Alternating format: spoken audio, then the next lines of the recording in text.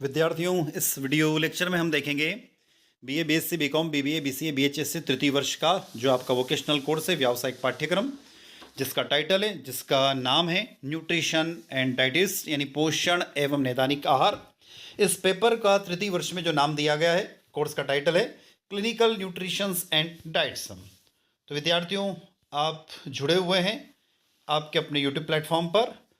मध्य प्रदेश में लागू नई शिक्षा नीति के अनुसार जो आपका वोकेशनल कोर्स व्यावसायिक पाठ्यक्रम पोषण और नैदानिक आहार है, उसका प्रयोग क्रमांक 2 इस वीडियो लेक्चर के माध्यम से हम लोग देखने वाले हैं। तो इसका ऑब्जेक्ट जो कि आपको स्क्रीन पर दिखाई दे रहा है, प्राथमिक स्वास्थ्य देखभाल केंद्र और सामुदायिक स्वास्थ्य देखभाल केंद्र की रिपोर्ट तैयार करना। तो इंट्रोडक्शन की बात करें, स्वास्थ्य देखभाल या हेल्थ केयर लोगों में बीमारी, चोट और अन्य शारीरिक और मानसिक हानि की रोकथाम, निदान, उपचार, सुधार या इलाज के माध्यम से स्वास्थ्य में सुधार है। तो स्वास्थ्य का देखभाल क्या होता है? तो स्वास्थ्य देखभाल या हेल्थ केयर लोगों में बीमारी, चोट और अन्य शारीरिक और मानसिक हानि की रोकथाम, निदान, उपचार, सुधार या इलाज के माध्यम से स्वास्थ्य में सुधार करना है। स्वास्थ्य देखभाल स्वास्थ्य पेशेवरों और संबद्ध स्वास्थ्य क्षेत्रों द्वारा प्रदान की जाती है। चिकित्सा, दंत चिकित्सा, फार्मेसी, दाई का काम, नर्सिंग, ऑप्टोमेट्रिक, ऑडियोलॉजी, मनोविज्ञान, व्यावसायिक चिकित्सा, भौतिक चिकित्सा, एथलेटिक प्रशिक्षण और अन्य स्वास्थ्य पेशे सभी स्वास्थ्य देखभाल का गठन करते हैं। इस शब्द में प्राथमिक देखभाल, माध्यमिक देखभाल और तृतीयक देखभाल के साथ साथ सार्वजनिक स्वास्थ्य प्रदान करने में किया गया कार्य भी शामिल है। अब हम एक छोटी सी डिटेल देखते हैं यहाँ पर। मध्य प्रदेश में स्वास्थ्य देखभाल केंद्रों की सामान्य जानकारी, general information about health care center in Madhya Pradesh. स्वस्थ मध्य प्रदेश की दिशा में लगातार प्रयासरत मध्य प्रदेश सरकार स्वस्थ मध्य प्रदेश की दिशा में प्रदेश के सभी नागरिकों को गुणवत्तापूर्ण स्वास्थ्य सेवाएं देने के लिए लगातार प्रयासरत है। वर्तमान में जब ये वीडियो बनाया जा रहा, रिकॉर्ड किया जा रहा है, वर्तमान में 55 जिला चिकित्सालय, 119 सिविल अस्पताल, 356 सामुदायिक स्वास्थ्य केंद्र, 1266 प्राथमिक स्वास्थ्य केंद्र एवं 10,287 उप स्वास्थ्य केंद्र से मध्य प्रदेश के नागरिकों को स्वास्थ्य सेवाओं के साथ साथ केंद्र एवं प्रदेश शासन के स्वास्थ्य से जुड़ी विभिन्न जन कल्याणकारी योजनाओं का लाभ भी दिया जा रहा है। प्रदेश में स्वास्थ्य संस्थाओं को सुदृढ़ करने के लिए पिछले 3 वर्षों में 861 संस्थाओं का उन्नयन और विकास किया गया है। इनमें से 278 स्वास्थ्य केंद्र, 426 प्राथमिक स्वास्थ्य केंद्र, 74 सामुदायिक स्वास्थ्य केंद्र, 71 सिविल अस्पताल और 12 जिला अस्पताल शामिल है। इस अवधि में से 646 संस्थाओं के भवनों का लोक निर्माण किया गया है।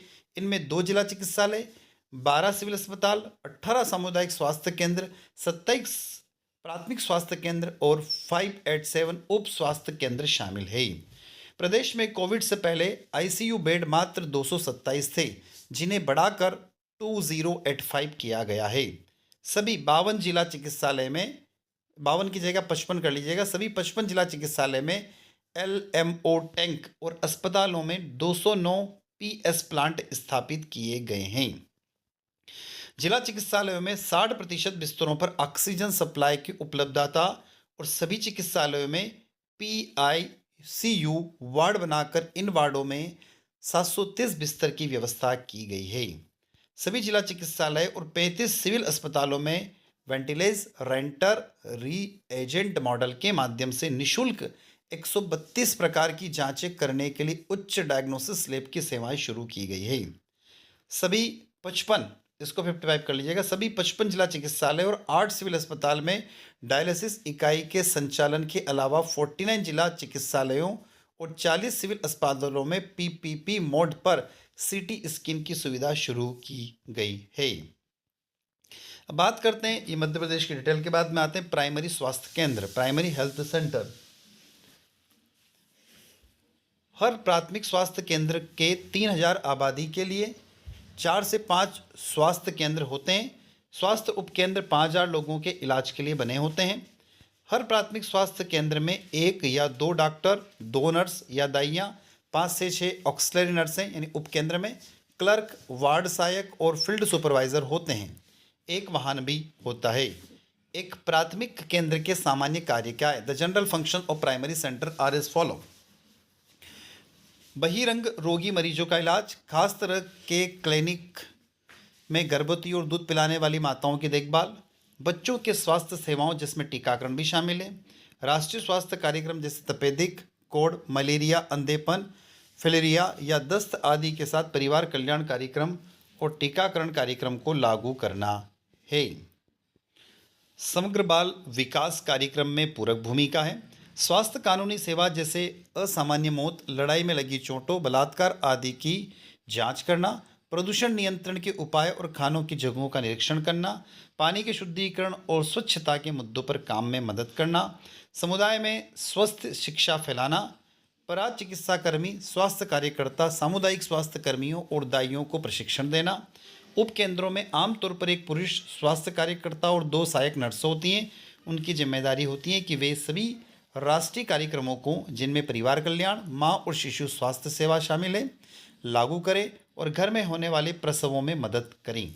संक्रामक और महामारी की स्थिति को नियंत्रित करें। स्वस्थ शिक्षा का आयोजन करें। आम बीमारियों के लिए बुनियादी स्वास्थ्य सेवाएं उपलब्ध कराएं। असल में परिवार कल्याण और टीकाकरण कार्यक्रमों में ही उप केंद्रों के कार्यकर्ताओं का सारा समय निकल जाता है। ज़्यादातर लोगों को यह पता भी नहीं होता है कि ये सेवाएं उन्हें मुफ्त में मिलनी चाहिए। ये जरूरी है कि लोगों को स्वास्थ्य केंद्रों की जिम्मेदारियों के बारे में बताया जाए ताकि ये इन सेवाओं को पूरा लाभ उठा सके।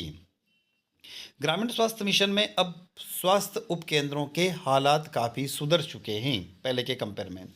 प्राथमिक स्वास्थ्य केंद्र कार्यक्रम की सूची नीचे सूचीबद्ध की गई है। चिकित्सा देखभाल का प्रावधान, प्रोविजन ऑफ मेडिकल केयर, परिवार नियोजन सहित मातृ शिशु स्वास्थ्य, सुरक्षित जल आपूर्ति और बुनियादी स्वास्थ्य, स्थानीय स्तर पर स्थानिक बीमारियों की रोकथाम और नियंत्रण, महत्वपूर्ण आंकड़ों का संग्रह और रिपोर्ट, स्वास्थ्य के बारे में शिक्षा, एजुकेशन अबाउट हेल्थ, राष्ट्रीय स्वास्थ्य कार्यक्रमों का प्रासंगिक रूप में रेफरल सेवाएं, स्वास्थ्य मार्गदर्शन, स्वास्थ्य कार्यकर्ताओं, स्थानीय मंचों और स्वास्थ्य सहायकों का प्रशिक्षण, बुनियादी प्रयोगशाला कर्मचारी।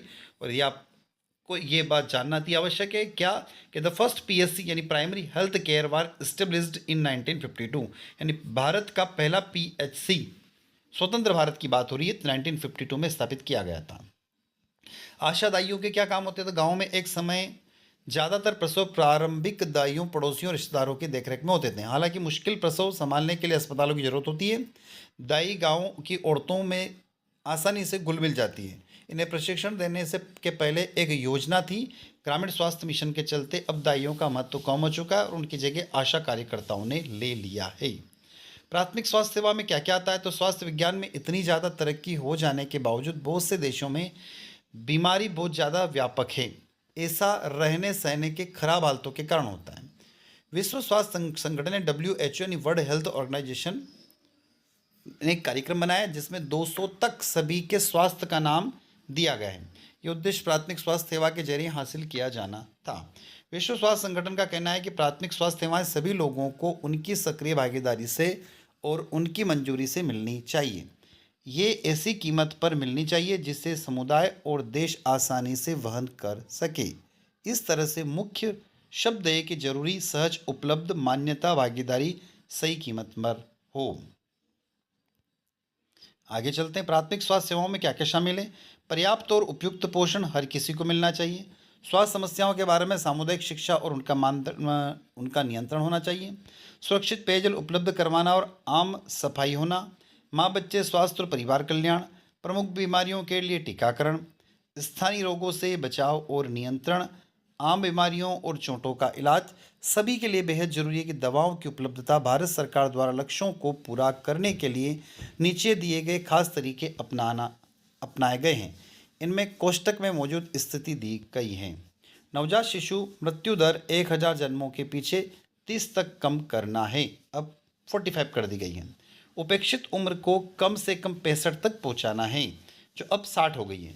स्थूल मृत्यु दर को प्रति 1000 के पीछे 14 से 9 तक पहुंचाना है, अब उसको 9 कर दिया गया है। स्थूल जन्म दर प्रति 1000 के पीछे 33 से 21 तक पहुंचाना है, अब उसे 23 कर दिया गया है। 2000 तक कुल जनन दर हासिल करना था, यानी कि एक महिला के पीछे सिर्फ एक संभावी मां का जन्म हो। सभी के लिए सुरक्षित और पेयजल अब 63% कर दिया गया है। ये सब 2000 तक हो जाना था, मतलब सन 2000 तक हो जाना था, किंतु अभी भी स्वास्थ्य के लिए पूरी सामाजिक और आर्थिक स्थिति में सुधार की जरूरत है और इसे हासिल करने में भारत अभी भी बहुत पीछे है। नए स्वास्थ्य केंद्र के लिए स्टाफ में क्या क्या होना चाहिए, यहाँ स्टाफ की लिस्ट दी गई है। एक टेबल आप ब्लैंक पेज पर बना लीजिएगा, जो आपका खाली पेज होता है प्रायोगिक में, प्रैक्टिकल रिकॉर्ड में उसको बनाना है। चिकित्सा अधिकारी एक होना चाहिए, फार्मासिस्ट एक होना चाहिए, नर्स मिडवाइफ यानी स्टाफ नर्स 1+2 होना चाहिए, स्वास्थ्य कार्यकर्ता यानी NAM एक होना चाहिए, स्वास्थ्य प्रशिक्षक एक, स्वास्थ्य सहायक पुरुष एक, स्वास्थ्य सहायक महिला एक, उच्च श्रेणी लिपिक एक, निम्न श्रेणी लिपिक एक, प्रयोगशाला तकनीशियन एक, ड्राइवर एक और चतुर्थ श्रेणी स्टाफ 4, यानी कुल स्टाफों की संख्या कम से कम 15 होना चाहिए। बात आते हैं कम्युनिटी हेल्थ केयर सामुदायिक स्वास्थ्य केंद्र की तरफ। तो नेक्स्ट हेडिंग है सामुदायिक स्वास्थ्य केंद्र। राष्ट्रीय शहरी स्वास्थ्य मिशन के अंतर्गत 50,000 से अधिक शहरी आबादी वाले राष्ट्रीय शहरी स्वास्थ्य मिशन के अंतर्गत 5 लाख से अधिक शहरी आबादी वाली शहरों में प्रति 2.5 लाख शहरी आबादी पर एक शहरी सामुदायिक स्वास्थ्य केंद्र की स्थापना की जाना है। अब बात करते CSC का पूर्ण रूप। इसको सामुदायिक स्वास्थ्य केंद्र को CSC भी कहते हैं। CSC का पूर्ण रूप सामुदायिक स्वास्थ्य केंद्र है। CSC निजी गैर लाभकारी संगठन है जो उपभोक्ताओं की भागीदारी और प्रभाव के आधार पर चिकित्सकीय सेवाएं प्रदान करता है। CSC आमतौर पर चिकित्सकीय रूप में बीमा रहित, कम बीमाकृत और कम आय वर्ग के लोगों को प्राथमिक और निवारक देखभाल प्रदान करते हैं। सामुदायिक स्वास्थ्य केंद्र उस क्षेत्र के उन लोगों के लिए बुनियादी स्वास्थ्य सुविधाओं भी प्रदान करते हैं जहां प्राथमिक स्वास्थ्य देखभाल की उपलब्धता बहुत कम है। मध्य और पूर्वी यूरोप में प्राथमिक स्वास्थ्य देखभाल केंद्रों को आमतौर पर पॉलीक्लिनिक्स के रूप में भी जाना जाता है। इंपॉर्टेंस इंफॉर्मेशन अबाउट CSC के बारे में महत्वपूर्ण जानकारी। CSC को सामान्य चिकित्सकों नर्सों का एक नेटवर्क द्वारा सहायता प्रदान की जाती है जो एक विशिष्ट क्षेत्र में निवासियों को चिकित्सकीय सेवाएं प्रदान करते हैं। पारिवारिक अभ्यास और दंत चिकित्सा देखभाल CSC द्वारा प्रदान की जाने वाली पारंपरिक सेवाएं हैं। हालांकि कुछ अस्पतालों में काफ़ी विस्तार हुआ है और उनके बाल चिकित्साएं, आंतरिक चिकित्सा, महिला देखभाल, फार्मेसी, जन्म नियंत्रण, ऑप्टोमेट्रिक, प्रयोगशाला विश्लेषण और भी बहुत कुछ शामिल है। CSC का उद्देश्य कई मामलों में अन्य स्वास्थ्य देखभाल क्लिनिकों से भिन्न है। CSC ऐसे संसाधन प्रदान करती है जो उपलब्ध है और उनके लक्षित व्यक्तियों के समूह के लिए कुछ अन्य समूह कार्यक्रमों के साथ एकीकृत और समावेशी है। सार्वजनिक स्वास्थ्य केंद्रों उन समूहों के लिए जिम्मेदार है जिनके लिए प्रतिनिधित्व करते हैं और केवल समुदाय के सदस्य ही कार्यक्रम के विकास उचित प्रबंधन के लिए सक्रिय है। सामुदायिक स्वास्थ्य केंद्र के बारे में स्टाफ की जानकारी यहाँ पर आपको स्क्रीन पर दिखाई दे रही है। चिकित्सा अधिकारी एक सार्वजनिक स्वास्थ्य में प्रशिक्षित तथा शेष 3 योग्य सर्जन, जच्चा बच्चा चिकित्सक, फिजिशियन, बाल रोग विशेषज्ञ होंगे यानी कि 4। Nurse, staff nurse 7, dresser 1, pharmacist 1 यानी कंपाउंडर भी बोल सकते हो उसको, प्रयोगशाला तकनीशियन 1, रेडियोग्राफी 1, वार्ड बॉय 2, धोबी 1, सफाई कर्मी 3, माली 1, चौकीदार 1, आया 1, चपड़ासी 1, यानी टोटल जो स्टाफ की संख्या वो 25 होना चाहिए। किसमें? सामुदायिक स्वास्थ्य केंद्र में। तो विद्यार्थियों ये था आपका प्रयोग क्रमांक 2 न्यूट्रिशन और डाइटिक्स, जो आपका तृतीय वर्ष का जो सिलेबस है उसके अकॉर्डिंग जो डिज़ाइन किया गया है। तो विद्यार्थियों आई होप ये वीडियो लेक्चर आप लोगों को अच्छा लगा होगा। अच्छा लगता है तो वीडियो को लाइक करिएगा, अपने दोस्तों तक शेयर करिएगा और यदि आप चैनल पर नए हैं तो चैनल को सब्सक्राइब करना ना भूलें। चैनल को आप सब्सक्राइब करते हैं, लाइक करते हैं, वीडियो को शेयर करते हैं तो हमें एक मोटिवेशन मिलता रहता है और इसी तरीके से हम आपके लिए वीडियो लेक्चर बनाते रहते हैं। साथियों इसी के साथ हम आपसे विदा लेते हैं। जय हिंद, जय भारत।